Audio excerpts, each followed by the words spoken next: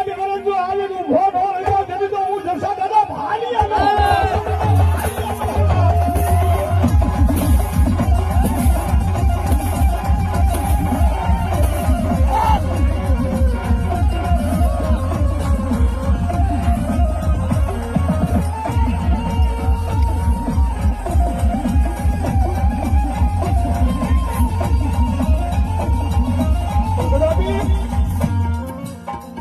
મારા જલસા બાપાનું નામ મળ્યો